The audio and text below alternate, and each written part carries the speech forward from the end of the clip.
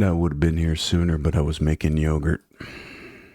V Rising Eternal Dominance Pack. Well, I started playing V Rising on the weekend. I only put like 20 minutes into it. It's okay. It's fine. It was definitely worth the $7 I paid for it. Very nice little action role playing game with crafting, base building, that kind of stuff. Apparently, very, very fun in co op. And one of those games where it's not just fun because you're shitting around with your bros, but the game itself is well made. And I guess they monetize it with cosmetics and stuff like this. This content requires the base game V Rising on Steam in order to play. It came out on the 28th of April from Stunlock Studios, self-published. And just a note here, I noticed that the majority of the audience is American. So I've included a little widget here that shows you the American price, but I will continue to tell you what the base Canadian price of these things are, and this is $26. 26 slippery, greasy Canadian dollar bills. We don't even have a dollar bill. We have a little gold coin. We have doubloons. Isn't that wild? Embrace your richest palette and indulge in ultimate luxury with the Eternal Dominance Pack. I like how they name it like an Eternal Dominance Pack and it's purple couches. Like, what are we dominating exactly? The living room? No, dominating Marie Kondo's remake of your apartment. From servant to celebrated master, your gilded castle will be the envy of all lesser vampires. So there's 5 silky armor pieces, okay? A 1 wolf shapeshift form, a mystical mount appearance, and a nocturnal opulence.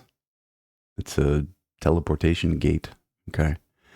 And then other various tchotchkes and stuff. Well, I mean, this seems pretty extensive, but I mean, it's 3D models with skins on them for, what did I say? Quite a bit of money. That's a fair amount of money. And this copy goes on and on and on. There's a ton of stuff. You're getting like a an Unreal Engine asset pack in this. To access this content, you must play a game save generated on version 1.1 or later. For whatever reason, these 3D models are incompatible with saves before that version. Weird.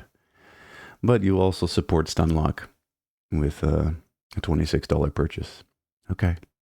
I'm good. I mean, I haven't played enough of the game to know whether it's worth it. Kingdom Ascension. Okay. A little bit of Total War type battles, or it's even more constrained than that. It looks like you stand on either side of a very small 16 by 9 battlefield and just sort of go at it. Okay. Why would I play this instead of any of the Total War games? It's also Chinese.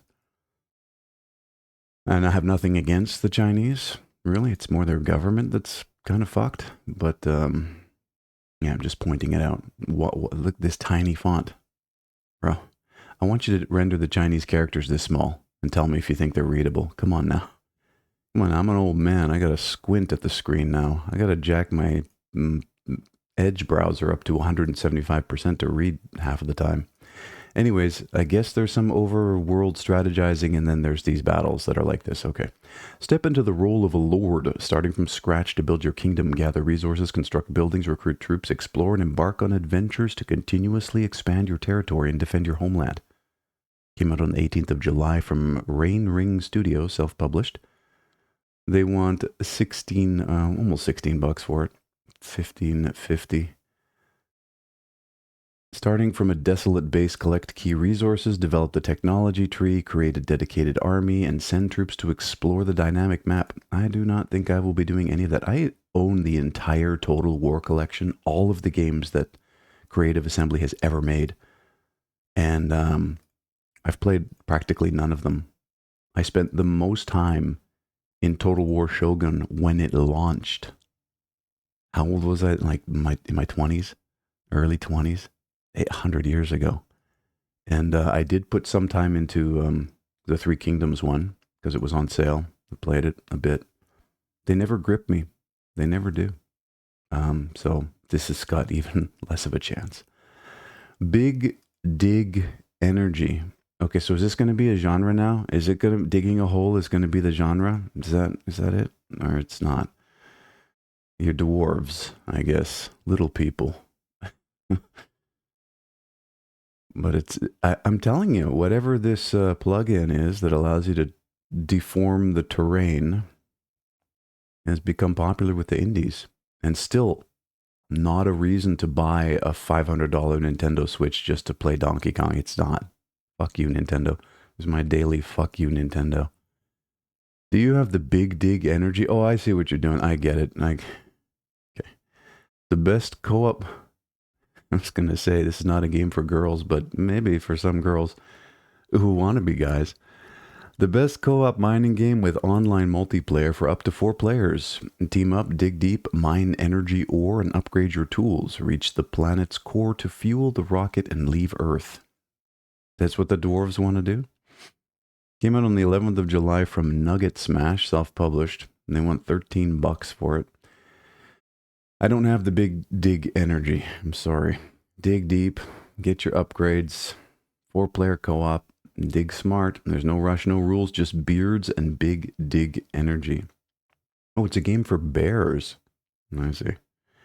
Get ready to dig like you've never dug before. By purchasing my game, you support me, Mike, in quotation marks. I'm Mike. Is that how you introduce yourself? You come up with the air quotes? Hi, I'm Mike. A solo indie developer. Nobody cares that you're doing it alone in your mom's basement, Mike. Good luck. Idle Together. Okay.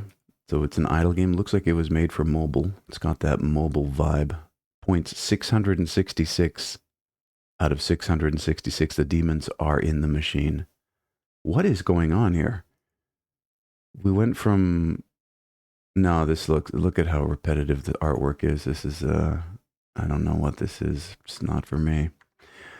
A resource management and collaboration game where you gather, build, and progress through a unique constellation-based upgrade system. You want to do this? Try pair programming. Learn how to code. Make a game with your friends or an app that actually contributes to society instead of sitting there blowing hours and hours and hours on nothing, collecting digital tchotchke that has no real-world value whatsoever. Try that. Accessible, relaxing, and endless. Perfect for playing with family or friends. Sure. 11th of July. If I introduce this to my family or friends, they disown me. From Iragon and Iragon Games, there is a demo. And they want $9 for it. Endlessly gather resources with your friends. I'm okay. Build the village of your dreams. My dreams do not look like this. My dreams are way more vibrant and involved than this flat garbage. Villagers with human-like behavior. Sure, they're lazy and not too bright. That's how you think humans are? At least at first. You'll need to keep an eye on them. Some will wander to the other side of the world just to gather a few berries. Others will hide in a bush just to sneak in a quick nap. They believe that they could make a game that's as good as that one that was in the latest season of Black Mirror. The Ooblets? Is that what it was called? Or is that an actual game? I don't remember. It's a brilliant episode, though, where a game sort of gained sentience. Something that would never, ever happen, but an interesting concept nonetheless. Charlie Brooker is a genius, the only creative person that I'm truly envious of in the modern times. Anyways, magical power of constellations. Your villagers believe in the power of the stars, and when you believe, it becomes reality. No, it takes a lot more than belief. It's hard work as well. A unique system that will unlock throughout the game new gameplay elements, such as practical features like saving. Okay. I'm good. Good luck. Idle together. Sit on your ass together on the sofa. Polyglock. I know a lot of couples like that who are idling together in dirty ass apartments and living rooms. So what is this, a typing game? Is it VR? What's the deal? Polyglock. Are you shooting? It's a shooter and you have to shoot the keyboard? Tabemas. Learn Japanese? What are we doing here? Japanese custom. Polyglock combines flashcards with first-person shooting aiming mechanics to create ridiculously fun, satisfying, and productive gameplay. None of those things are happening here. Productive gameplay? Create and share your own decks or play through the curated content to learn anything you like. Anything? Quantum Mechanics? Have you got that plug-in? Came out on the 12th of July from Struth Gaming, self-published. There is a demo. They want $6.31 for it. Polyglock combines flashcards. and shooting. Sounds real exciting. Just add shooting. It'll be fine. Create and share your own customized flashcard lists to learn anything you like or dive into the official Japanese module. Now, is there any evidence that this actually improves retention as opposed to doing the thing that you're trying to learn? I would love to know. Perfect for total beginners to advanced players. What if you suck at shooters? You can choose from as little or as much material to learn as you like. From the base vowels, oh, this is the Japanese. You're not going to learn Japanese playing a video game. You're not. It's not happening. Like people who think they're learning Japanese by watching anime with the with subtitles on. It's not happening. Go to Japan and live there, and you still won't learn it. I lived there 10 years, and I learned how to ask for another beer and where the bathroom was. Anyways, you can also test and refine your mouse sensitivity. Whale. Okay, something more my speed. Is it one of them horror games with the flashlight, scary things that jump out at you? Oh, they've got terrain deformation, apparently. Beautiful. I wouldn't be writing this, but if anyone finds this, they need to know. It started when Tom found that weird little puppet in one of the old storage lockers. Ooh. Okay. Drive over her. Drive over her. Drive. Oh, I've seen enough horror movies to know you drive over this bitch.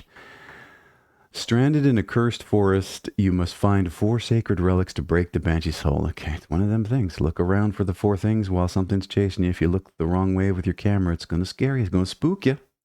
Might give you a heart attack. Wonder if anyone's actually died playing these games. Like, you probably would never hear about it. The family would find them slumped over their computer in their gaming chair, just dead, wondering what the hell happened. Probably died from lack of exercise and a shitty diet and loneliness. Really, it was just a heart attack from a jump scare. Use a cross to keep her at bay, a hammer to clear obstacles. Oh, it's a vampire then. Okay. And a GPS to navigate the darkness. Survive until midnight or become her next victim. Came out on the 11th of July from Dark Nest Games, self-published. They want $6.50 for it. Keep her away. No girls allowed. A game for the involuntarily celibate. Clear your path. A world of fear. Stay one step ahead. Okay, this is how I'm staying a step ahead by going on to the next game. Everlife. Now, what is this? VR? Looks kind of VR-ish.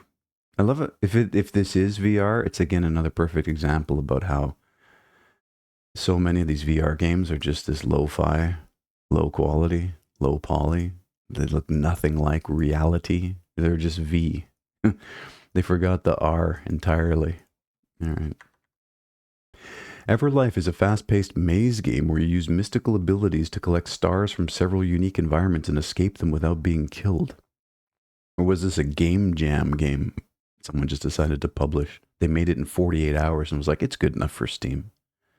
Came out on the 15th of July from Mason Kim and Maze Master 2K Games. It's free. Okay. It's Everlife Classic. Why, is there a modern version? What are we doing? The version of the game is the original version. It contains chapters 1 and 2. Collect the stars and get out. Okay, well, it's not VR. It's a runner, a maze runner, some kind. You're a mouse in a maze, Charlie, and just go and get the cheese. For information on the current state of the game, please read Chapter 2 is now free to play, plus the future of Everlife. You forgot the link. So I guess we'll never know what the future of Everlife was. Blowbun Mini. Okay, little pixel art puzzler. It's kind of like Snake. You're, for some reason, a slimy rabbit that fills in the blocks. And the blocks have different effects on them. And you just puzzle your way through. You are a blob bunny. Your goal, touch every tile. Enjoy 60 bite-sized puzzles across 5 different worlds in this casual puzzle game. Came out on the 7th of July from Cyan Sorcery. Is it Cyan or Cyan? I think it's Cyan. It's free for some reason. Okay. Sure, I'm always down for puzzles. That's productive gaming. Exercise your brain a bit. After the events of Blowbun, Stephanie and her girlfriend decide to continue adventuring for fun. Why? Take a small trip around Mythandra and solve many puzzles. Oh wait, is this female protagonist? This is not simply a remake of Blowbun on Pico 8. Pico 8 is the game engine for these kind of tiny games. This game features all new puzzles using familiar puzzle elements enjoyable to both new players and existing fans. I'd never heard of Blowbun. But I can't be expected to know everything. I'm trying, but I can't.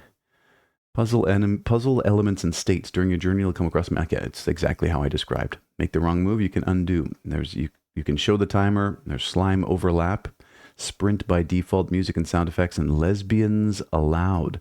This game features a lesbian protagonist. If you want to remove lesbians from the game, you can turn this off. See, that's what I'm talking about. That's the equity and the choice that we need. If you can turn the gay stuff off, people will never complain. If it's optional, I mean, doesn't that solve the problem for everybody? But then people say, you're silencing the gays. Well, yeah. They're fucking loud. Mikoto and the Succubus Island, speaking of gays, here we go. Why? Why you have this perfectly good dungeon crawler, and then this thing, this abomination, with the giant tits and the thigh-high stockings and the moe infantilized face. Why? And they don't even modify it. It's just it's the same JPEG across the entire thing. Like, what are we doing here? Reunite with your childhood friend to conquer dungeons and get rid of all the succubi plaguing your island. Well, the biggest one is right in your face. Get rid of her. Just throw her off the pier right here. 18th of July from Stardust and Kagura Games, and they want $13 for this. Now, it's not a lucky number. Hell's Kitchen. Okay, lo-fi kitchen simulator. Ooh, Meat Cube. Cannibalism simulation. Who's that? So this is one of them sort of spooky things with little mechanics. And there was another game recently that you did tasks for cigarettes in sort of an icy frozen place, and you had to cook eggs for people. I guess they're just sort of taking that to the next level. They couldn't figure out how to do smoothing on the plate model, although somehow they figured out how to do it on the meat models. Explain that to me. Cook disturbing meals before you become one. Use physics-based cooking to prepare gory dishes while keeping a monster distracted by scrolling her phone. Why is the monster... I think we can answer that by looking at the person's Reddit history. Survive a surreal narrative across story and hardcore modes. Only hardcore. The only culinary experience that redefines doom scrolling. Okay. Called it. 14th of July from Zoblins, self-published. They want $6.50 for it. A physics-based horror cooking simulator. We're just mashing words together now. Juggle ingredients, flip food to cook all sides, manage chaotic kitchen dynamics. It's a really simple, straightforward mechanism. You drop physics-enabled objects into a plate, and if the stuff falls out of bounds, it's a fail state. And then they just add more and more physics-based stuff with different behaviors on it, and away you go. Tense and unnerving atmosphere, story mode, hardcore mode, and endless survival mode. I get it. You'll voluntarily feed a monster in your basement. While doing this, you have to periodically scroll the phone to keep her, distracted. Don't get any of that. Play music to calm them down. Who are you, and why are you voluntarily keeping and feeding a monster in your basement? Hardcore mode introduces new story content that recontextualizes the original narrative from the story mode. Recommend playing the game with headphones. Hope you enjoy. Keep hoping. You will hope forever. Hoptics. Little platformer. Sort of mixed pixel density. It's Ollie. What is it? Ollie? Is that the one? Except you're a fox. RoboFox. Hoptics is a movement playground game where style and speed come easy. Play as Rocket, a cyborg rabbit who is as cute as they are radical. Explore, race, and stunt on roller coasters and skate parks in idyllic spaces. Share footage of your movement style with your friends. Oh, I remembered what that game was where you sweep up the dust. It's Dust Force. It's older. It's so old that you have to remap your controller to make it work properly, but it's still an excellent game for this type of thing. Speed running, movement-based mechanics. It's very, very good. A kind of a classic in the indies sphere that probably few people today know about. Dust Force. Look it up. Share footage of your movement style with your friends. Came out on the 28th of May from Cat Burglar Games. Self-published. And there is a demo, and they want 1050 for it.